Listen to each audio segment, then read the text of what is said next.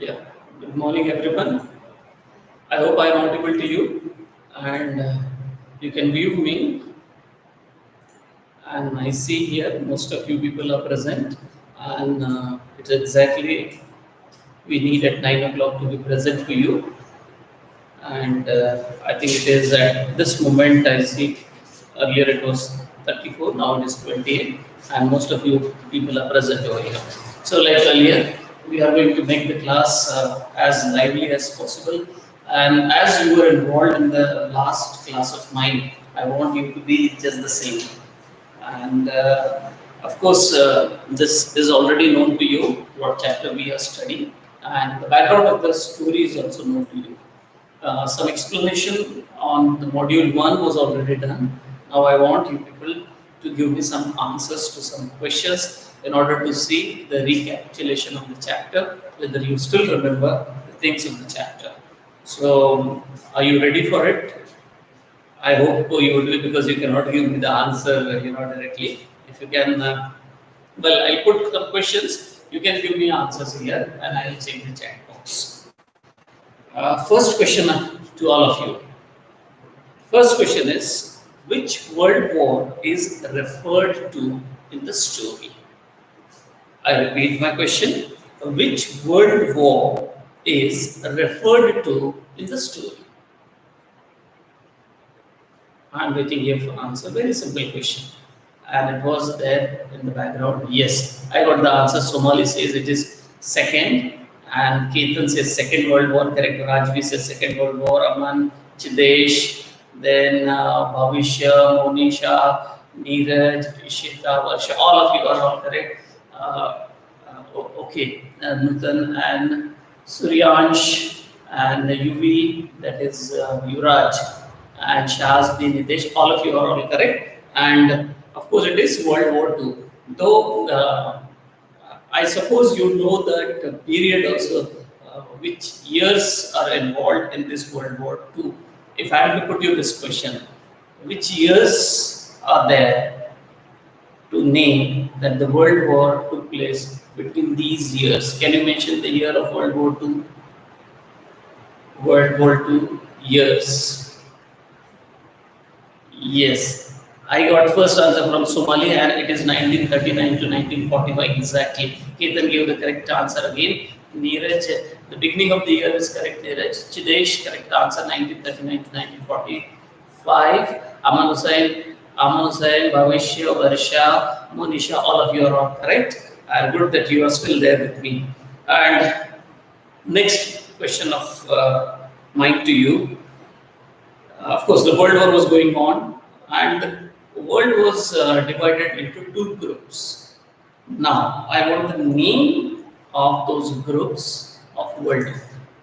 If you can put the names, the two groups which were there, the two names in which the whole world was divided, can you mention?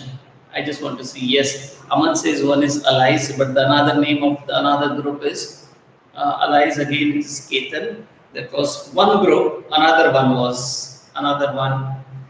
And if I am not getting, yeah, Varsha has given the answer. It is Axis is one group and another one is allies. Both the groups were into play, and I got the correct answer from you people. Thank you so much. It is Aman Varsha.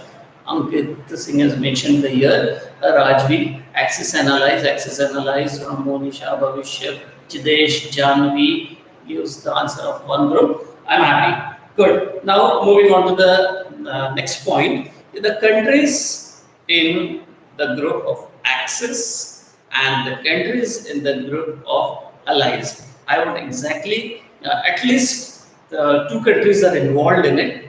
So to two opposite countries' name in that particular group, I want you to mention here. Germany had favored one particular group, and Japan had favored one. Yeah. So under Axis, there were groups like Germany, Italy, Italy, and Japan. Axis. Okay. And then the next group was there. Good. Here, Varsha has given this answer. Aman Hussain, Vivek, and Sonali Saloni Priya is present. Varsha Kuswalia gives the answer. Then allies is France, Great Britain, the United States, the Soviet Union. Correct. I got the answer over here. All of you can just see. And of course, there were two groups. It was Axis and another one was Allies.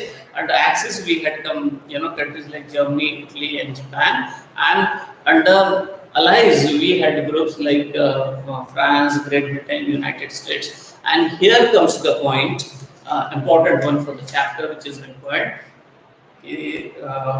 Sadao, the character, the main character. Yeah, I'm getting the answers. I'm happy. Most of you people are still there in touch with me. And well, here I wanted to tell you, we wanted to arrive at that point wherein we come to know exactly Sadao belonged to our particular company, and the name of the chapter is the enemy. So Japan favored one particular group, and there was another group to which the other character, I think here the character is the soldier. I'll not mention it now itself. So that soldier belonged to one group, and that is why we needed, because that is the important background of the story. Now, last question for you, and then over to the today's class, I would say. What do you know of Sadao's father? I mean to say, what kind of father was he? So, what do you learn of Sadao's father? Sadao as a surgeon, and now Sadao, his father, how he had brought him up. So all that you can just mention here. So what do you know of Sadao's father? What kind of father was he, according to you?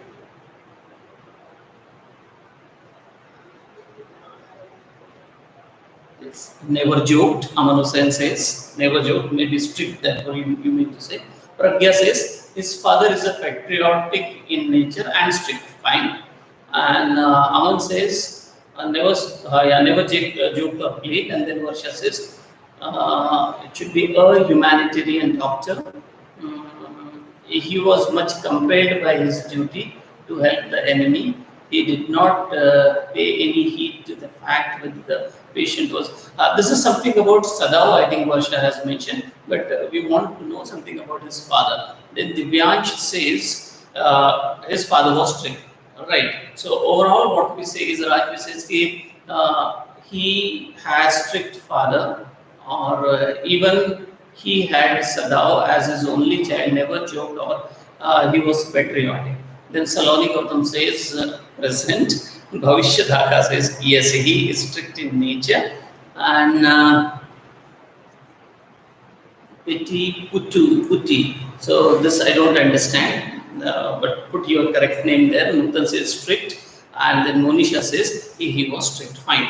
So I'm happy with all of you people. You are right on the track. Yes, his father's nature, that was exactly we had discussed in the last class. The father's nature was such he would not believe in giving too much of freedom to the son. Instead, he inflicted more of, I can say, pains on his son, so that his son, is able to handle the tough situations in life. That was exactly we had studied. And at this moment, 46 are watching, and I want all of you, to be here. Those who are there on roll.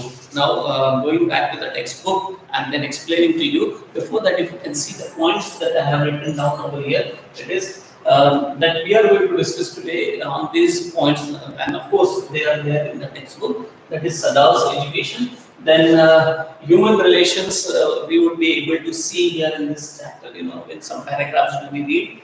That pleasurable life that Sadao and his wife are living, and help to the wounded, that is the wounded is the soldier is referred to, and next is the tough time that I will explain to you how they were facing that dilemma, a tough time for them as to what to do.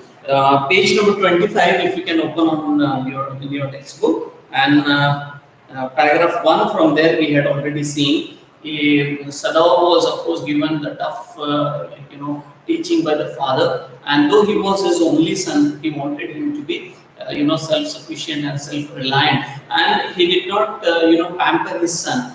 Like in generally it happens, those who have got only child, they generally pamper, or they tend to pamper, because they don't have more kids to look after. So all their attention naturally goes onto only one child that do they have, and therefore the pampering automatically it takes place. But in case of Sadav's father, he was a strict fellow because he believed that just by being very docile or very pampering to the child, it is not going to serve the purpose at the end, because how long parents are going to be there with the child.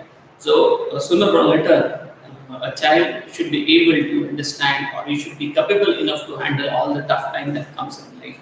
That is why father was quite strict to handle him. And then what we learn is Sadav was also studying something, and that is why he was not sent with the forces, or when the war was going on, to treat the patients there and the wounded soldiers. Instead, he was kept there itself because he was doing some research, and research on how the wounds can be left clean. That means without much of problem, the wounds can be healed quite so easily. On that, he was doing some research, and such great doctor was required also as a personal physician to the general over there.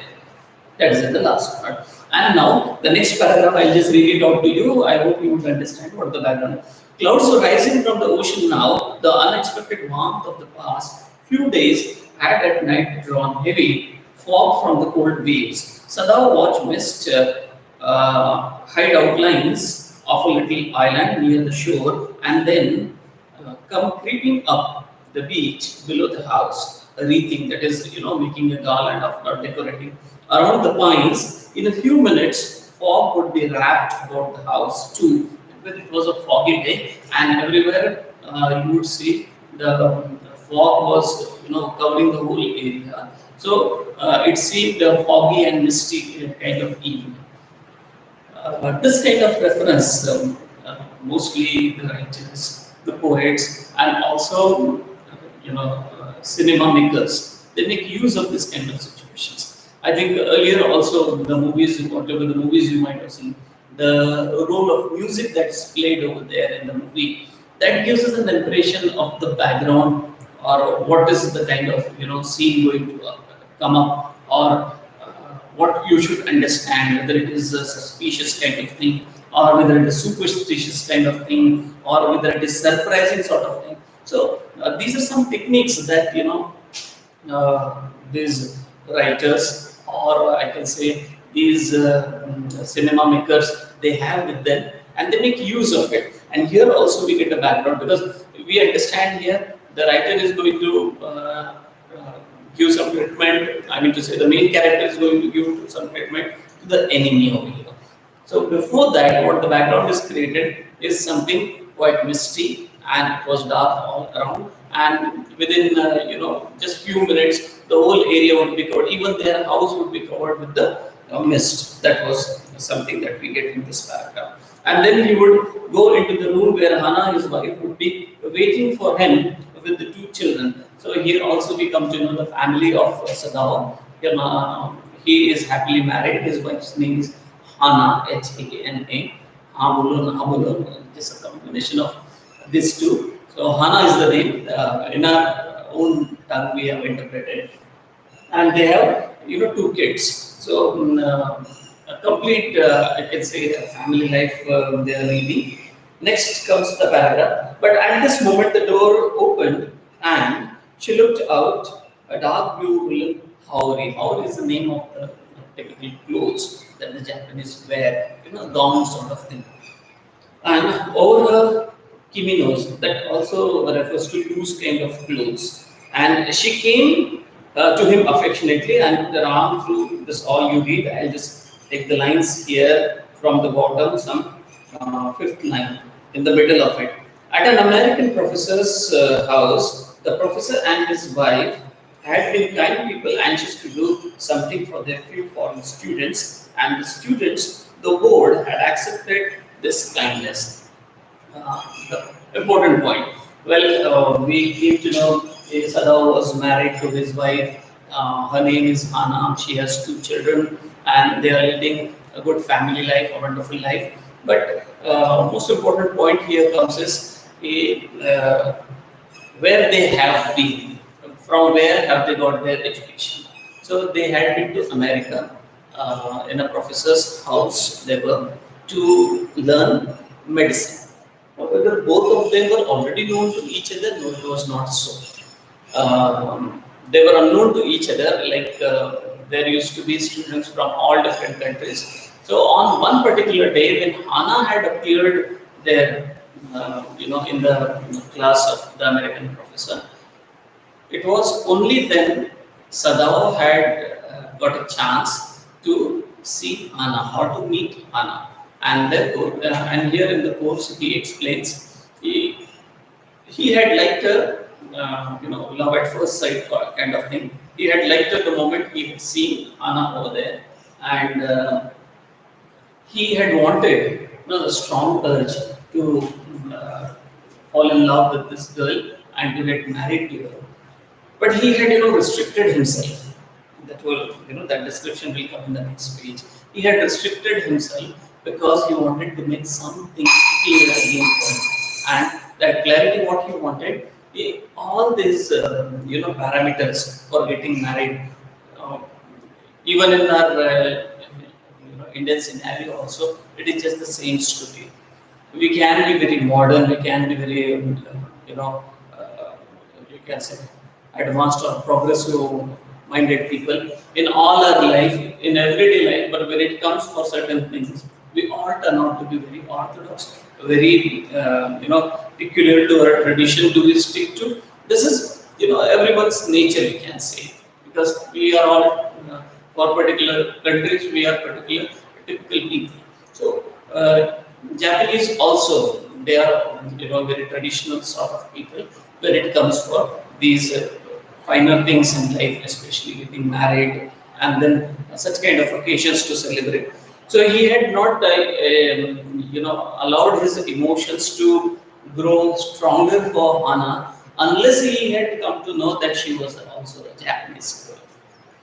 Well, the point here is they had gone to America to learn surgery. Now the point comes here, and the question must come to your mind: whether before this war they had gone there to learn medicine. Most probably, because otherwise they would not have gone to America, because America is an enemy country to Japan.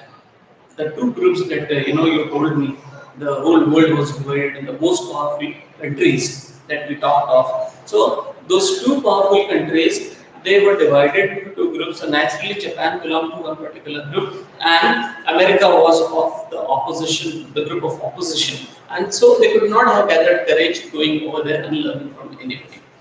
And here, they had gone to America, they had stayed in that American professor's house. His wife was also a kind of woman, and she would do something for foreign students. That means, just like you can say, they are added members of the family, and accordingly, she would look after them.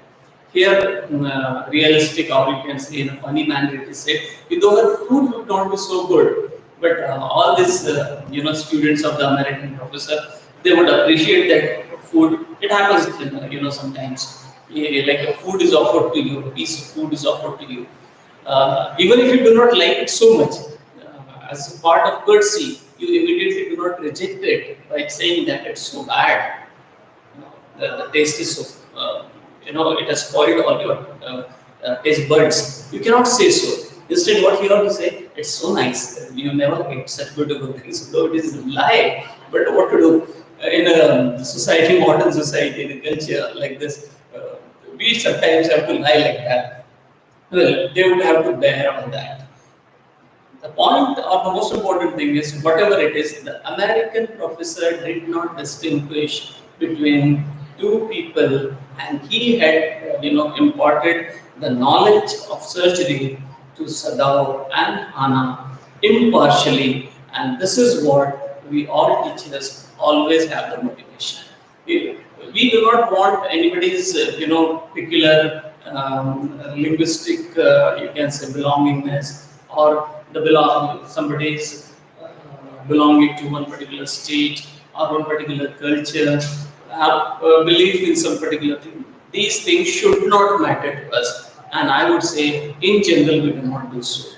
So exactly the same way the American professor, for him it was not important to see, to which country did they belong, but with all you can say with kindness or with all hospitality, they had treated these two Americans who had come, Japanese who had come all the way from Japan to America to learn something from the American professor. So this is one part that we come to know. The next is on page number 26. What we see is now he felt a hand on his arm, and this is all the pleasurable time they had experienced. You can just go through it. I'm coming to the next paragraph, which begins with it was this moment where this picture is given over there of the soldier. It was this moment that both of them saw something black come out of the mist. Here, background we had already known. The waves were rising and the sea was rough, and the mist was increasing. And we are also told that it is going to increase so much that in the you can say some minutes time or very less time, it was going to cover everything all around. Even the house of Sadao was to be covered with the mist. And when they were there in the balcony of theirs, and they were having a wonderful time, they happened to have a glance at something. And what they noticed is out of the mist there in the sea, out of the mist, something black was appearing. And therefore, the picture here is also given just like that. It is just hazy or black sort of some structure, and the mist all around the sea. The drops also are dropping down from the body of this man that is described over here. It was this moment that both of them saw something black come out of the mist, and it was a man. Then they could make it to their mind so clear that it must be a structure of man, a person. Then he was flung up out of the ocean, flung, it seemed as if he had risen up from the ocean, like you can see the fairy all of a sudden comes up or appears from nowhere, generally from the water bodies like that. And it seemed to his feet by a breaker. So he staggered, that is walked unsteadily. He staggered a few steps, his body outlined against the mist. And as he was just walking, trying to walk, put some steps forward. So his body was staggering. And as he was staggering, the picture was also becoming a bit clear. This must be somebody who must have faced some difficulty there in the sea. That both of them, this Hana and Sadao, both of them could make it out. Then the third mist hid him again. The mist was so much that it was able to hide this man's picture over there. Who is that? Hana cried. She dropped Sadao's arm, and they both leaned over the railing of the veranda. That is the porch of the gallery, and they leaned over it and they just wanted to see or make it quite clear who that person was. Somehow to, you can say, arrive at a conclusion whether it is actually a human being or it was just their notion. Notion is only imagination. Next is now they saw him again, and the man was on his hands and knees crawling. This means that man was not able to stand firmly, and somehow was he managing to just move forward or proceed. And to the seashore actually he was heading. A fisherman perhaps, Sadao said, and washed from his boat. He ran quickly down the steps, and behind him Hana came, her white sleeves flying, just like in the movies. The last line said her sleeves flying over there. Like we get to know there in the movie as the heroine is to be introduced to us. So it's the body posture of the character is shown to us. Even the blow of the air is given such that the clothes worn, they are shown as if flying. Even the hair is shown as if flying. And when it comes for manly and strong and powerful character, so how is he shown? He is also shown with strong footsteps, heading ahead, the moving of the chair and all that. This is all typical dramatic sort of thing.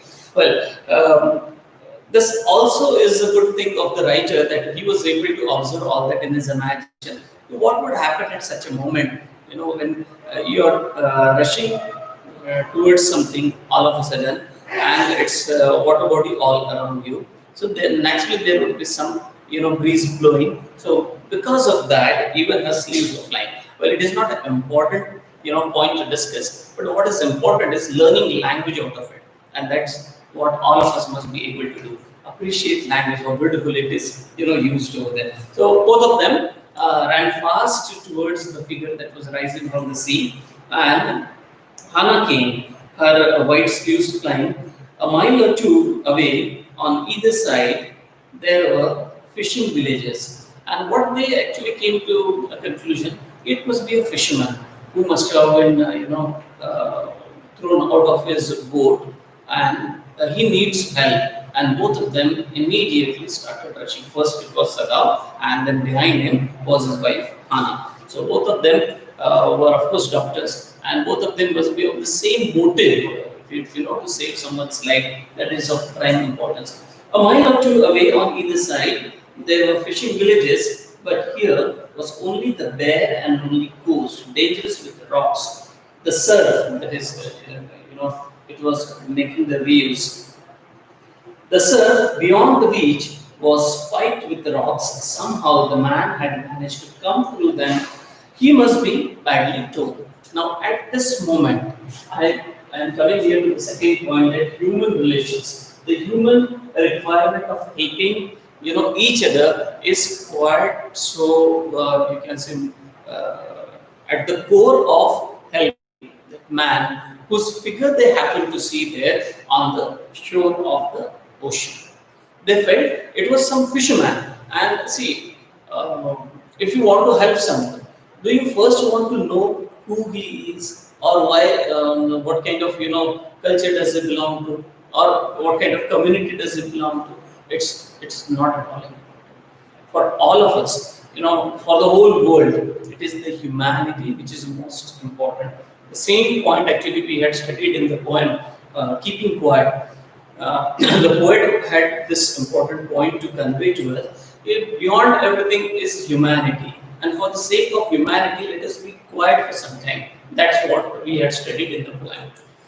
That poem, keeping quiet. The same, I find some relevance here in this point, human relations. A human to human touch, a human to human approach, what it should be like. It's not like somebody first of all must come to know what country does it belong to.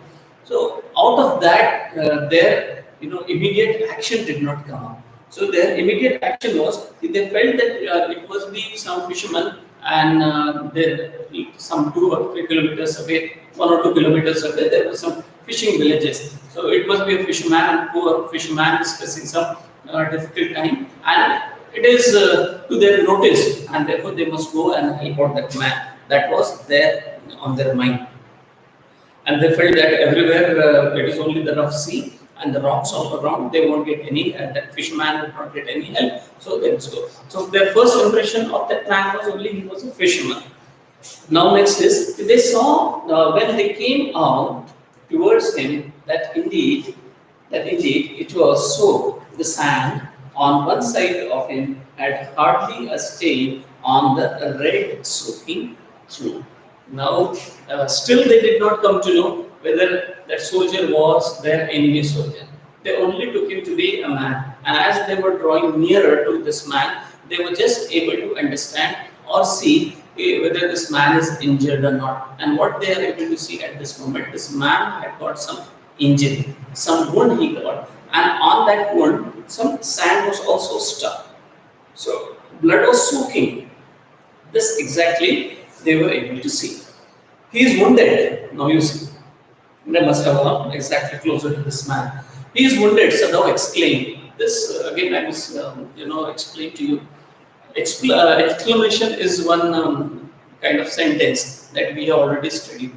Now long back, you might have been changing from exclamatory to assertive or assertive to exclamatory. I will tell you the significance of this particular sentence. Exclamation is given whenever we are, struck by some surprise. This surprise can be, the surprise because of horror, because of some fear, or the surprise can be because of some happy surprise. Now, in this case, there is surprise of concern. And does he say he is wounded? Sadao exclaimed. He had he made haste to the man. He made haste to the man. He hurried up towards the man. So to make a haste is to rush in a hurry. He made a haste to the man who lay motionless. Who lay motionless? That means this man was without much of movement, without much of must have fallen down over there.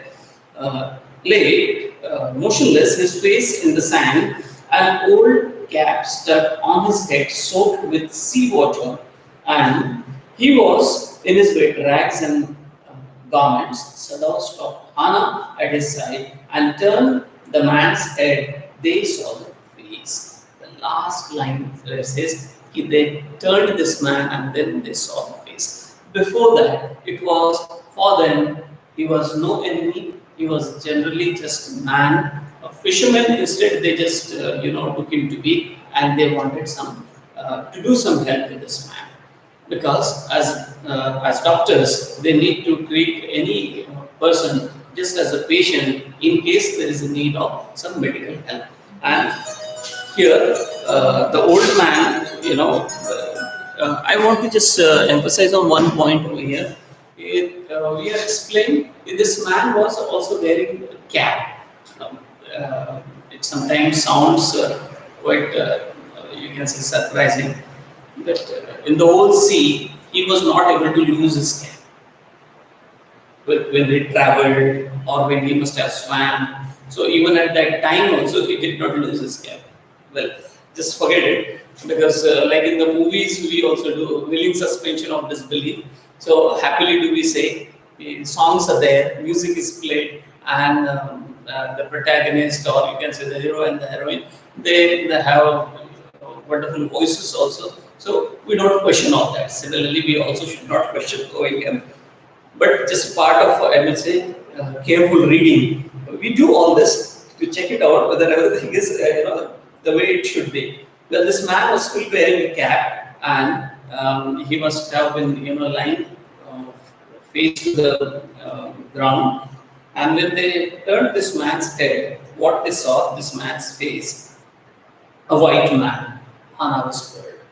It is in a low voice. She must have told her husband, this man is a white man. White man here refers to the American, or you can say the British fellow. But as they would be able to make it out quite clearly, it must be an American soldier. So white man here, of course, refers to the American soldier. A white man, Hana whispered. Yes, it was a white man. The wet cap fell away, and there was his wet yellow hair, long, as though for many weeks it had not been cut, and upon his young and tortured face was a rough yellow beard. He was unconscious and knew nothing that they did for him. So here we come to know the status of this man. It was in total unconscious kind of state, and they were just before they were coming to know the identity of this fellow. They had only one motive, both of them, and it is Sadao and Hana, to help this person. So I think for today it is okay, and I hope you must have understood this one. We'll see you in the next class. Thank you, and a good day for today.